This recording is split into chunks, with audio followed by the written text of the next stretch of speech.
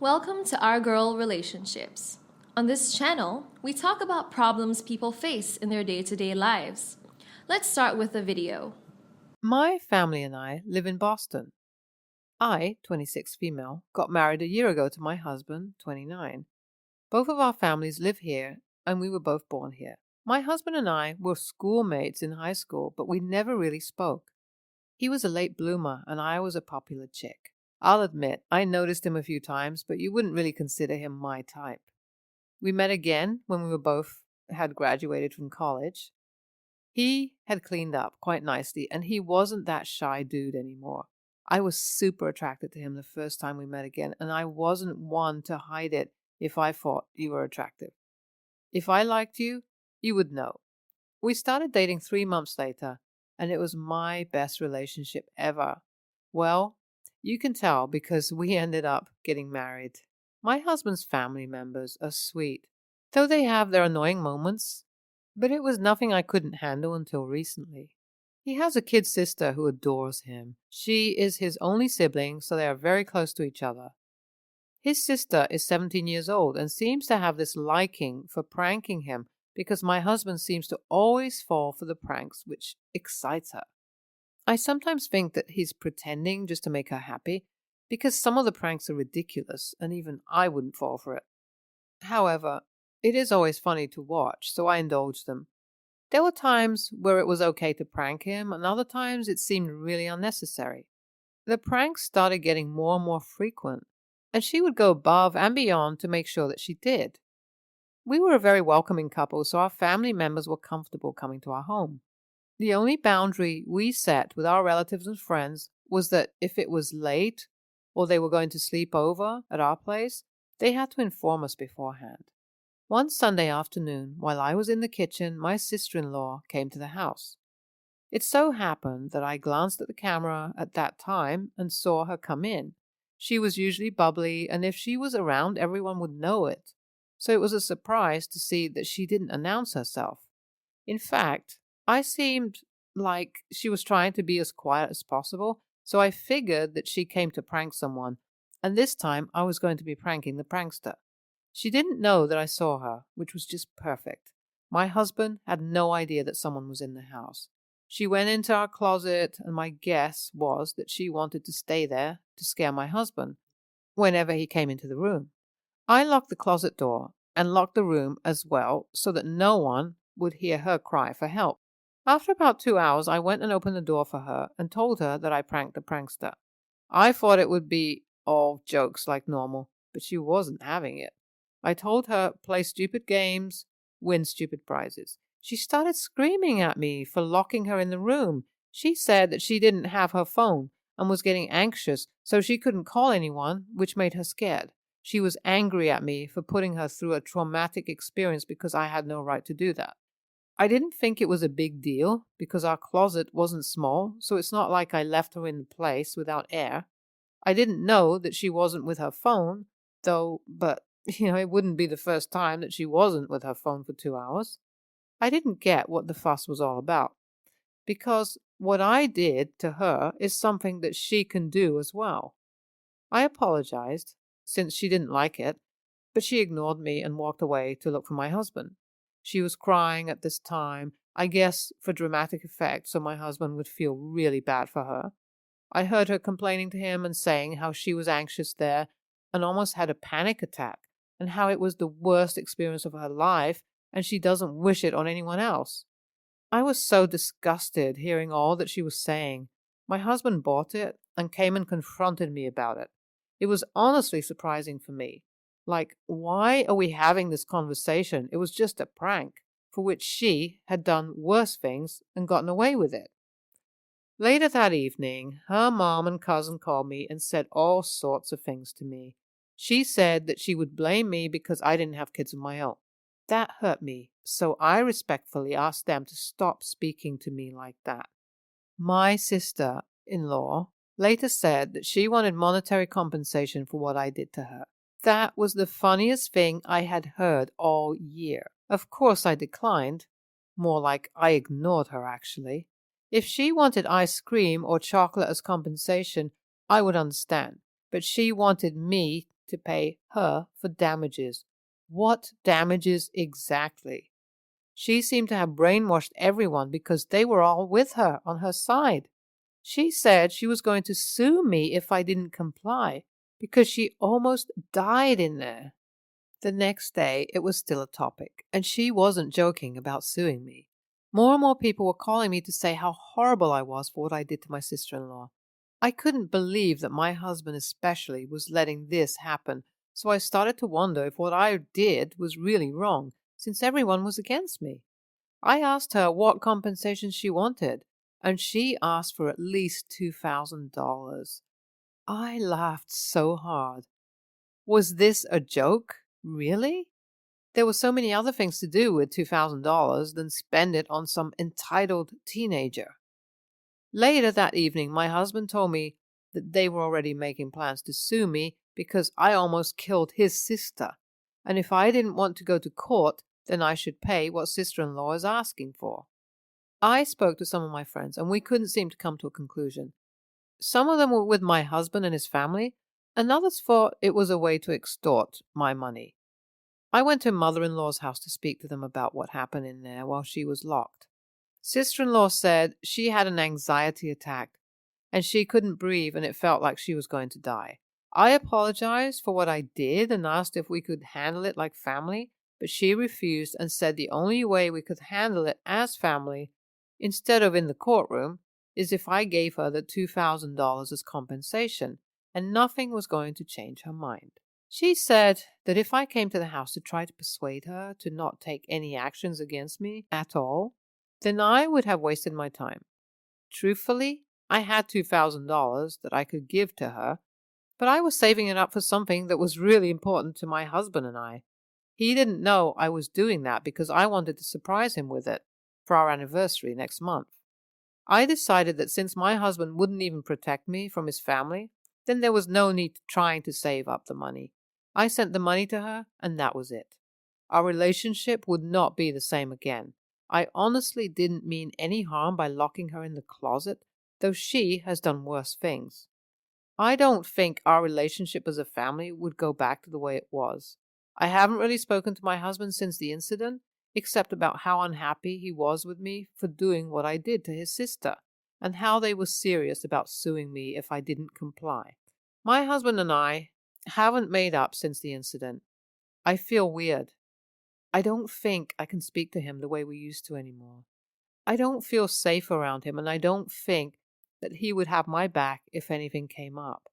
I am questioning my trust for him. He has tried to reach out to me by making silly jokes to make me smile and lighten the atmosphere, but there is nothing happy about our atmosphere. He encouraged his family to do whatever they wanted with me, and even supported me paying the complete $2,000 that his sister asked for. What did a 17-year-old need that for? I wouldn't be surprised if one of the adults around her made her ask for that much money. I have let the money go, but it has left me questioning my marriage. My relationship with my husband's family hasn't been the same. No one has come to visit us, and I refuse to go to any of their houses either. I wonder if they thought about how this would have impacted our relationship. They probably did, but cared more about the money. I've been thinking about what the next step for me is. I accepted that maybe I was the AH for letting her stay there for 2 hours. I guess part of me wanted to teach her a lesson, as well all the crazy pranks that she pulled over the months. I could have let her stay for less than 20 minutes, but I stretched it to 2 hours. But it still baffles me the way the whole family came at me like I was a stranger. I thought we were all family and we treated each other as family. As far as I was concerned, they didn't treat me like family. A lot of them said very mean things to me, and the worst were comments about me not having my own children, so I couldn't understand. I cried a lot during those times, and my husband wasn't there for me. I felt like an outcast, so I guess the decision I have to make is whether to remain an outcast or forgive them. YTA, how could you lock anyone in a place for 2 hours? You went too far, even if you wanted to teach her a lesson. NTA, she couldn't take what she was dishing out. If she always pranked people, then she should have been able to take a prank as well, no matter how it affected her. NTA, your husband is not worth it. Even if you made a mistake, he was supposed to shield you from his family and not join them to pressure you. Next story. I, 32 female, grew up in an abusive household. I don't know if I can call it abuse. It was more subtle. They would always comment about my appearance and my intelligence, praising my brother at my expense. My father even said that I was unplanned and they would have been better off without me in a fit of a rag. It was repeated so often that it all seemed true. I had stopped talking to everyone. It was so bad that a new girl in class thought I was mute for almost 2 months. But I still question if I was to blame for my own condition. I, fortunately, had this amazing senior in school. She helped me through all of this, kept my self-esteem alive, helped me move out. I went to NC with my parents. Had talked to my mother almost 4 years ago. Don't even remember when I had last talked to my dad, but they contacted me 3 months ago. Everyone apologized and made me understand how there were just loads of misunderstandings between us. They said they are proud of me. I always wanted that validation, so I ate it all up. It was cathartic. It made me cry. They invited me to my brother's wedding, and I was elated. Why even marry when you are in debt? I was in a different town, but my mom invited me a week before the wedding. Saw that house again after more than a decade. Nostalgia was running through my blood. Everyone was nice. My perceptions were about to change when on the second day of my visit, my mom told me that my brother is in crippling debt and they need my help. I just snapped at that moment, like F off. All this drama was going on just to get some money out of me. Why even marry someone when you are in debt? I shouted at my mom, cursed her, and left the house immediately.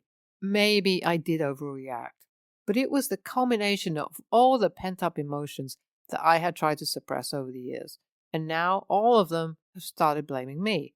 They think I don't understand how family works. I am gross for thinking they would do all this for money. I made his wedding about me and similar shit. AITA? Thank you to all of you for all the love and support. I can't express how much it matters to me. I have booked a therapy session. NTA, the timing of this reunion was not a coincidence. It was a move to get money out of you because of your family. You do not owe these people anything, and it is the responsibility of the people getting married to pay for their wedding unless someone offers, which you did not do and are under no obligation to do just because you were offspring of the same parental units as your brother. You are saying that all this reconciliation show was only to get you to give your brother money to lower his debt? Even if you had a tattoo on your butt that said ATM in large letters? This is some low-level stuff. Seriously? If you had that kind of money, I cannot believe they had any way to figure that out other than make decisions based on your lifestyle. NTA. Next story. I have been vegan since I was 22. My partner, who I have been with for 4 years, became vegan when we met. Largely because I enjoy cooking, but also because it means a lot to me to share this value with a partner. IDGAF, about friends, family, not being vegan, and not pushing it on people. But I was very open about not being comfortable with cooking meat and dairy in my own house, especially if we moved together. He totally accepted it and had previously been pescatarian for a few years, so didn't mind at all. FYI, this was a conversation we had before he even asked me out. It was my birthday last week. I'm not super close to my family, but my boyfriend is very close to his, and they've always been kind to me the times I've seen them. They wanted to throw me one of their traditional family birthday parties, which was really lovely of them, so I accepted. As we don't live too close, this meant a trip out to town, about 5 hours, and staying over. Now, in the past, when we have stayed, we've brought our own food with us, and I've cooked the things I've been fine with. I don't expect people to accommodate me, and this is something I will usually do if I expect to be hungry. My friends will still ensure they have some options if I'm around, even just accidentally vegan snacks. And my family have always been careful to get me food that suits me. It's really kind of them to always think of me. This being said, I am the same. I have a friend with a wheat allergy, and I always make sure I buy wheat-free options where needed if they're coming to my house, because I invited them and it's polite to accommodate a guest. This time, my mother-in-law said she would take care of everything, and I was happy to let her. Maybe it was stupid. AITA? But I assumed that as it was my birthday party, she was organizing, she would have something I could eat there. But there wasn't a single thing on the table that I could eat. She made me a birthday cake, which was lovely and thoughtful, but I couldn't eat it. I didn't expect everything to be vegan at all, but almost everyone can eat vegan food, so it wouldn't be as if my food would be separate from theirs. Theirs would be separate from mine. But all the food there was stuff only they could eat. I was super confused and upset because my reasons had become moral over time, but started as a digestive health thing, and my parents' family couldn't even bring one dish I could eat to the birthday party they insisted on throwing. As we were staying in the same house, I found a moment to excuse myself and ordered some food from a local store and sat upstairs eating it. Here's where I might be the a-hole.